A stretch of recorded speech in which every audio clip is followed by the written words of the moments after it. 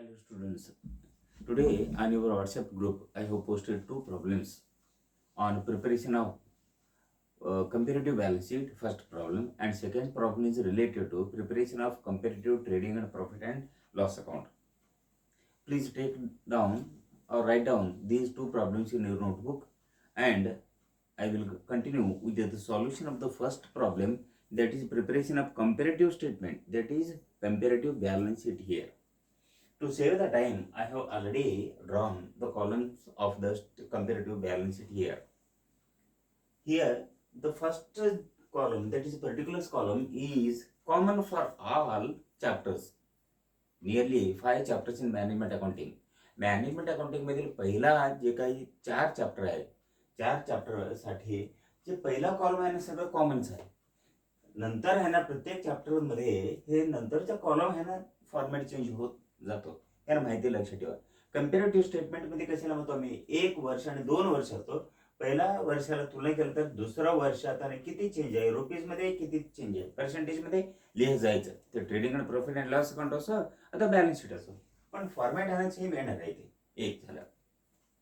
So इथे format आहे ना सेम ठेवून आहे ना कसं आहे ना सॉल्व्ह करायचं प्रॉब्लेम. पहिला सोर्सेस ऑफ फंड्स अंडरलाइन, त्या खाली घ्यायचं equity share capital. Share capital 31/3/2017 ह्या तारीखला किती 5 लाख आहे. त्यानंतर 6 लाख झालं नेक्स्ट इयर. किती वाढ झालं पहा, 5 लाख हे 6 लाख झालं, वाढ 1 लाख. 5 लाखला 1 लाख, 5 लाखला 1 लाख, तर 20% प्लस, इथे प्लस असलं तर इथे प्लस 20%. 5 लाखला फरक कसं, 5 लाख बेस इयर म्हणतो आम्ही. 5 लाखला वाढ किती झालं, 1 लाख रुपये वाढ झालं, तर 100 ला इक्वल टू किती होतं, हे सर्व शून्य रद्द करा. 1 पंचमाश आहे, 5 1 जा 520 जा, प्लस 20% प्लस 20%. त्याला ऍड करायचं reserve and surplus. Reserve and surplus किती, रिझर्व्ह अँड सरप्लस मध्ये पहिला कोणते आहे बघा, P and L account. P and L account किती 1 लाख. फर्स्ट इयर किती 1 lakh. Second year equal to 2 lakh. वाढ किती झालं 1 लाख, हे 2 लाख झालं, वाढ इक्वल टू 1 लाख. 1 लाखला 1 लाख, तर प्लस 100% वाढ झालं. 1 लाखला 1 लाख वाढ झालं, 1 लाखला 1 लाख, तर 100% वाढ होतो. कॅल्क्युलेशन करून.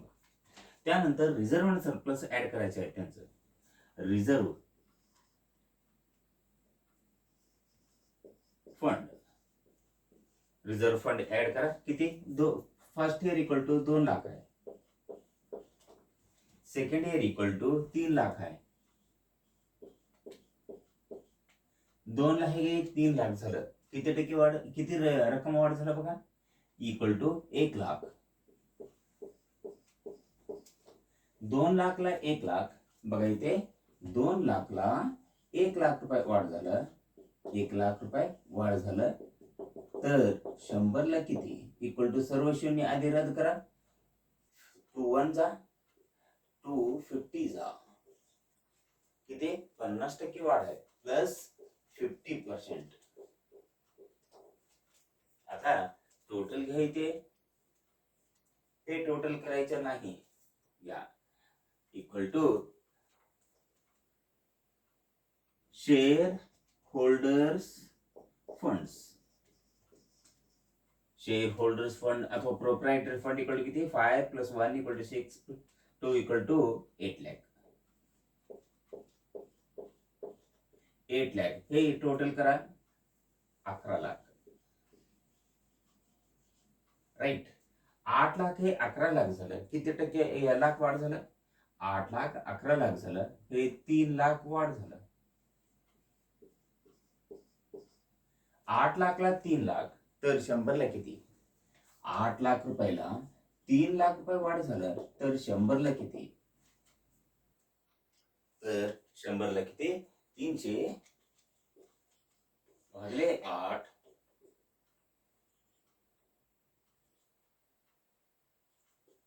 37.5 इक्वल टू प्लस 37.50% वाढ झाला. इतका वाढ झाला. हे पर्सेंटेज लिहायची काही गरज नाही, कारण सांगतो इथे लिहिलेलेच आहे सगळे वरती. किती वरती सगळे लिहिलेले आहे, लिहायची गरज नाही. ओके ठीक आहे, वरती पर्सेंटेज आहे.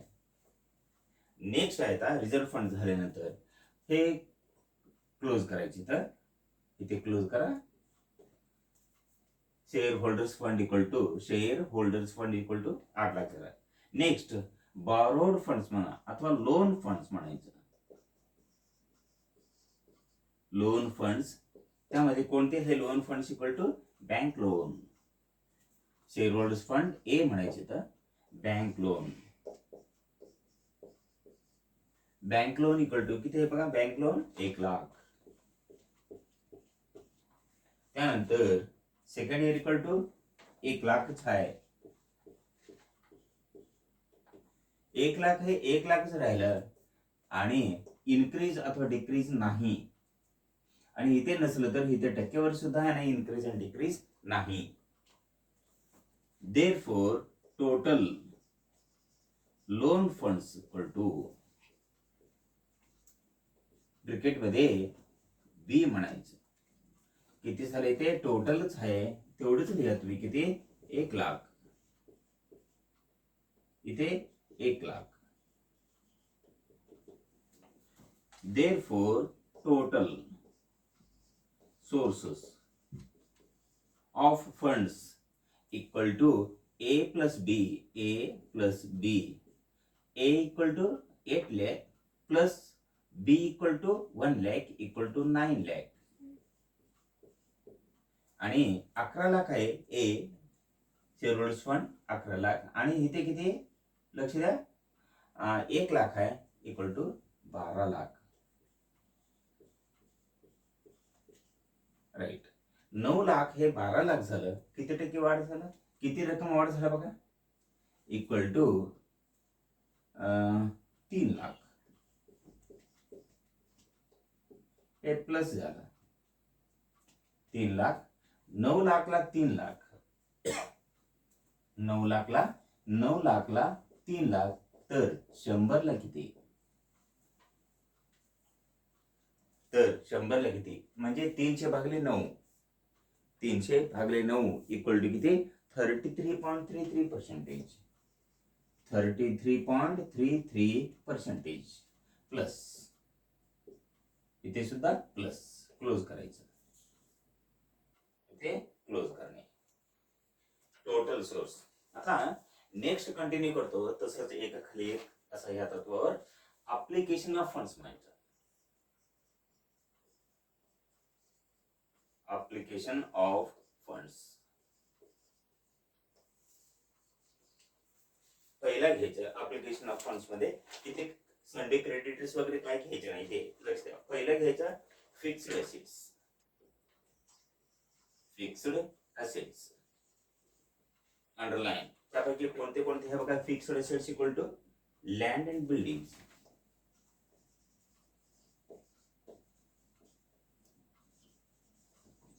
Land and buildings equal to 3 lakh. Next year second year equal to 4,50,000 आहे. 3 लाख हे 4.5 लाख झालं. किती रक्कम वाढ झाला बघा? 1,50,000 प्लस 3 लाखला 1.5 लाख वाढ झालं. 3 lakh. there is the increase of 1,50,000 on 3 lakh. हे बेस फिगर म्हणतो. ह्या फिगरवर ह्या रकमेचं वाढ किंवा कमी किती हे कॅल्क्युलेशन करून टक्केवारी इथे ठेवायचं होतं. 3 लाखला 1.5 लाख तर किती टक्के वाढ झाला? 3 लाखला 1.5 लाख तर किती? इट इज 3 लाखला वर 3 लाख वर किती बघा? 3 लाख वर ₹1,50,000 वाढ झाला, तर 100 ला किती झालं? हे 4 शून्य रद्द करा, 15 एके 15, 15 दुने 30, 2 1 जा, 2 50 जा, याने 50% वाढ झाला, 50% वाढ झालं प्लस. नेक्स्ट आहे लँड अँड बिल्डिंग झाल्यानंतर आणखी एक फिक्स्ड असेट आहे, ते आहे furniture. Furniture equal to 1 lakh आहे first year, second year equal to 50,000, आणि किती कमी झालं? 1 लाख हे 50,000 झालं, किती न कमी झालं? -50,000 आहे. राईट. 1 लाख वर 50,000 कमी झालं, आणि टक्केवारी किती झालं बघा? 1 लाख वर 50,000 कमी, 1 लाख वर 50,000 कमी झालं. कमी झालेली रक्कम घ्यायची, ते किती? 50,000 कमी झालं, तर 100 वर किती वर्कआउट होतो? 50%. इक्वल टू किती? मायनस, इथे सुद्धा किती ठेवायचा? 50%, आणि टोटल करायचे. देअरफॉर टोटल फिक्स्ड असेट्स, इथे ए झालं, बी झालं, आणि इथे सिरियल नंबर सी म्हणा. 3 लाख अधिक 1 लाख 4 लाख, 4.5 लाख अधिक 50,000 5 लाख, 4 लाख हे 5 लाख झालं, अधिक 1 लाख, 1 लाख रुपयानं वाढ झाला, 4 लाख वर 1 लाख, तर 100 ला तुम्ही कॅल्क्युलेशन केल्यानंतर किती होतं? हे प्लस असलं तरी इथे सुद्धा प्लस ठेवा, 25% होतं. इथे 25% वर्कआउट होतं. 4 लाख वर 1 लाख, तर 100 ला किती? 25% वर्कआउट होतो. किती? 25% वर्कआउट आहे. नेक्स्ट आहे ना, कंटिन्यू करूया आता अप्लिकेशन ऑफ फंड्स मध्ये. नंतरचा भाग आहे इन्व्हेस्टमेंट असलं तर घ्या, नाहीतर directly current assets and loans and advances घ्यायचं. किती? Current assets and loans and advances. हे अप्लिकेशन ऑफ फंड मध्ये नंतर इन्व्हेस्टमेंट नाही, ते equal to current assets. Current assets underline. त्यापैकी पहिला घ्यायचं current assets equal to sundry debtors.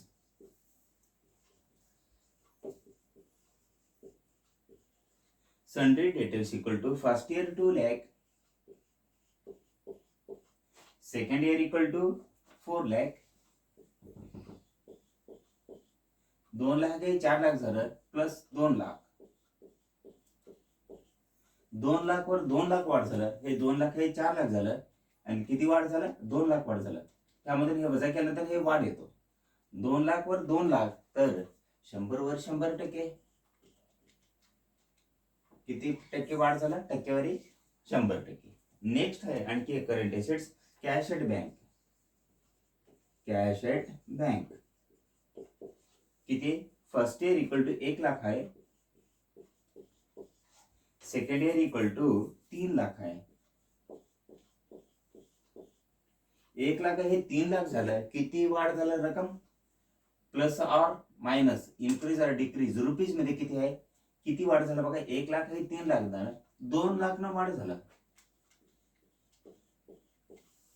1 lakh वर 2 लाख, 1 लाख वर 2 लाख, तर 100 ला किती झाला? कॅल्क्युलेशन केलं तर 200% येतो, प्लस 200. इथे प्लस असेल तर इथे सुद्धा प्लस ठेवणे. नेक्स्ट आहे कॅश एट बँक झालं तर आणखी एक आहे stock in trade. Stock in trade किती? Stock in trade equal to 3 lakh, आणि फर्स्ट इयर 3 लाख आहे, second year equal to 2 lakh आहे. 3 लाख हे 2 लाख झालं, किती ने कमी झालं? कमी किती झालं? 1 लाख रुपये. 3 लाख वर 1 लाख, तर टक्केवारी कॅल्क्युलेशन केलं तर किती येतो? 3 लाख वर 1 लाख, सगळे शून्य आहे ना, रद्द करून तेवढंच ठेवतो मी. 3 लाख वर 1 लाख, तर 100 ला इक्वल टू किती? 33.33 येतो. किती? 33 मग हे मायनस आहे ना, इथे सुद्धा कमी. Minus means decrease, plus means increase. इथे रुपीज मध्ये, इथे टक्केवारीमध्ये. -33.33. टोटल करा आता. टोटल करा किती झालं बघा इथे. इक्वल टू किती झालं. Total current assets equal to, इथे सिरियल नंबर सी झालं. सिरियल नंबर पुढचं सिरियल नंबर ठेवायचं D. Equal to 3 + 2 equal to 5 + 1 equal to 6 lakh है. 4 + 3 equal to 7 + 2 equal to 9 lakh है. 6 लाख हे 9 लाख झालं. किती न वाढ झाला. +3 लाख. +3 लाख. 6 लाख हे 6 लाख वर 3 लाख वाढ झालं. 6 लाख वर 3 लाख वाढ झालं. तर 100 वर किती. इक्वल टू 50% वर्कआउट होतो. किती. 50%. राईट. आता नेक्स्ट वन हे क्लोज करा. यानंतर current assets and current liabilities. Current liabilities underline कोणते कोणते आहे बघा. Current liabilities equal to sundry creditors तेवढेच आहे.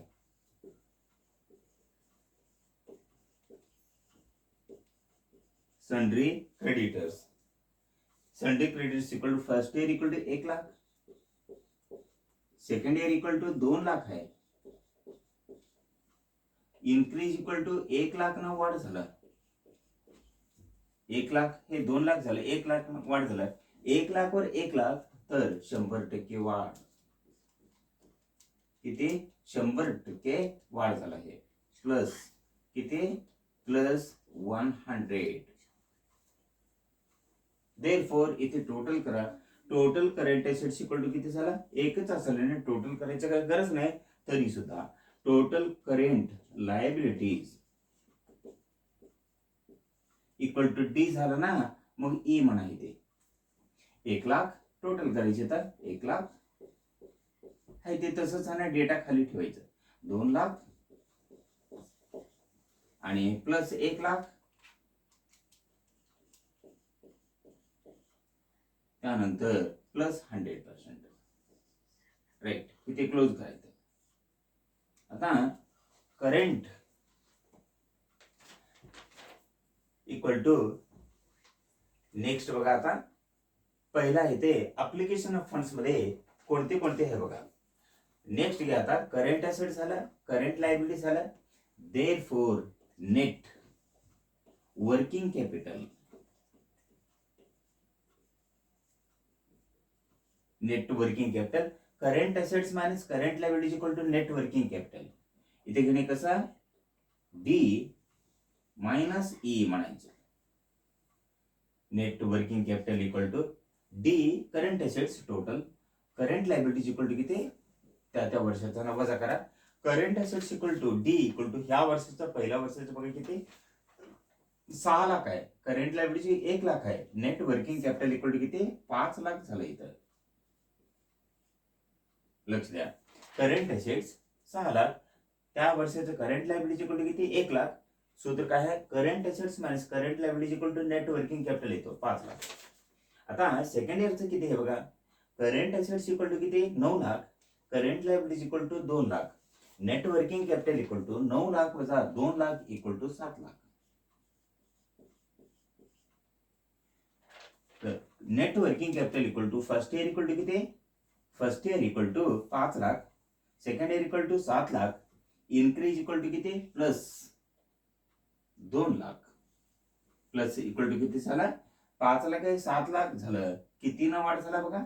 2 lakh.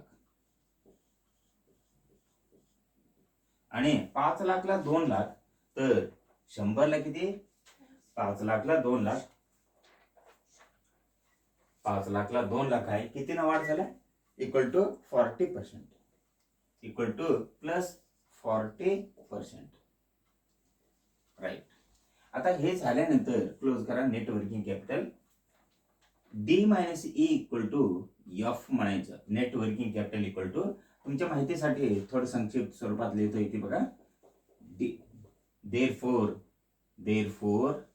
Net working capital equal to D minus E equal to net working कॅपिटलचा अर्थ काय, एफ म्हणायचं. राईट. आता therefore application of funds equal to किती झाला बघा. देअरफोर अप्लिकेशन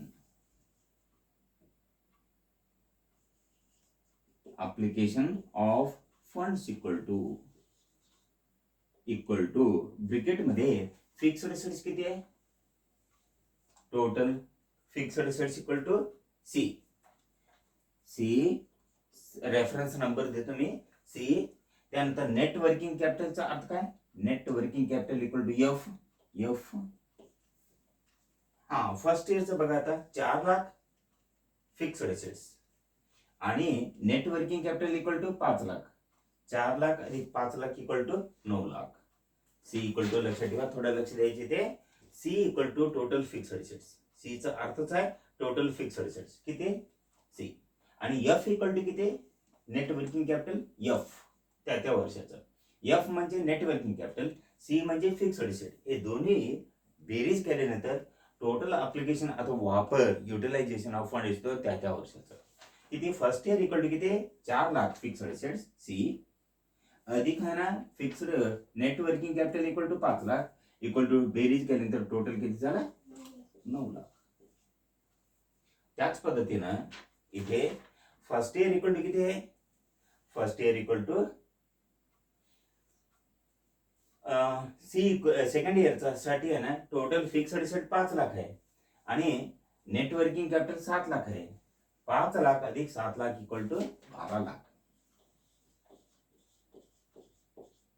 राईट, 12 लाख झाला.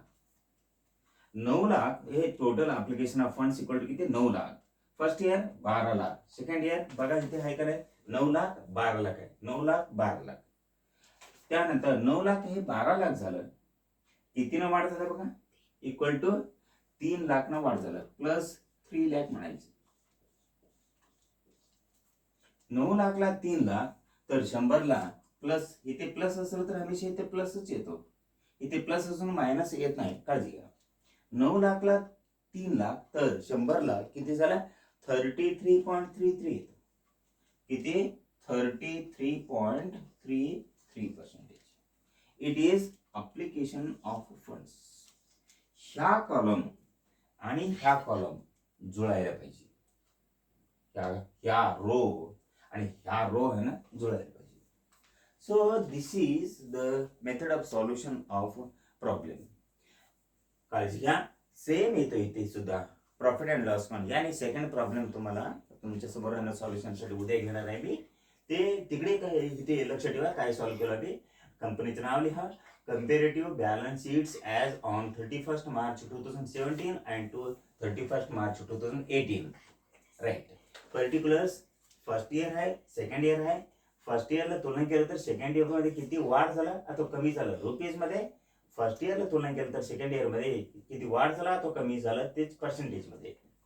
समजा ह्या फर्स्ट इयर आहे ना इक्विटी शेअर कॅपिटल 5 लाख आहे, हे 6 लाख झालं सेकंड इयर मध्ये. 5 लाखला तुलना केल्यानंतर 6 लाख कितीनं वाढ झालं 1 lakh.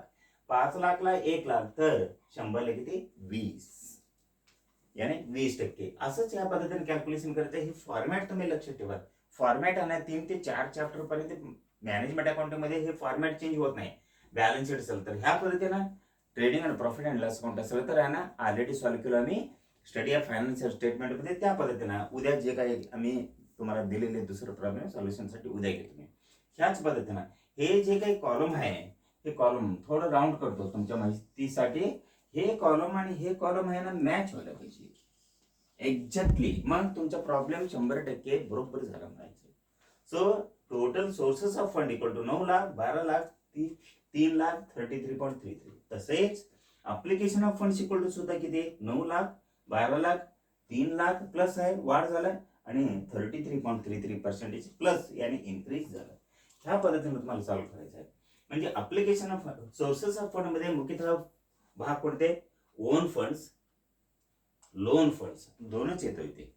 On funds 8 lakh loan funds 1 lakh, total 9 lakh, 11 lakh, 1 lakh, 12 lakh. Okay. आणि अप्लिकेशन ऑफ फंड्स मध्ये 3 भाग येतो. पहिला fixed assets, serial number C, एवढं आहे. असलं तर इन्व्हेस्टमेंट्स म्हणून घ्यायचं नंतरचा भाग, नसलं तर डायरेक्टली करंट असेट्स टोटल करा, त्यामधून करंट लायबिलिटीज वजा करा, नंतर नेट वर्किंग कॅपिटल भेटलं इथं. करंट असेट्स 6 लाख आहे, वजा current liabilities equal to 1 lakh आहे, 5 लाख रुपये नेट वर्किंग कॅपिटल. त्याच पद्धतीनं 9 लाख वजा 2 लाख इक्वल टू 7 लाख. 5 लाख हे नेट वर्किंग कॅपिटल 7 लाख झालं, प्लस 2 लाख, आणि 5 लाखला 2 लाख, तर टक्केवारी प्लस 40% वाढ झाला. त्यामुळे अप्लिकेशन ऑफ फंड्स मध्ये 3 प्रकार आहे, इथे घटक आहे. पहिला फिक्स्ड असेट्स, इन्व्हेस्टमेंट आणि नेट वर्किंग कॅपिटल म्हणून. इथे फक्त ना 2च आहे, फिक्स्ड असेट्स आणि नेट वर्किंग कॅपिटल. म्हणजे एक्झाम्पल 5 लाख, 4 लाख अधिक 5 लाख इक्वल टू 9 लाख, आणि नंतर आहे ना 5 लाख अधिक आहे ना 7 लाख इक्वल टू 12 लाख. 9 लाख 12 लाख झालं, 3 लाख वाढ झालं, 9 लाखला 3 लाख, तर 33.33% वाढ झालं. So in this way we have to solve the problem. I will post this problem on your WhatsApp group tomorrow. That is all. Thank you. Tomorrow I will take up that problem based on preparation of comparative trading and profit and loss account tomorrow. That is second problem which I have sent already to. That is all. Thank you.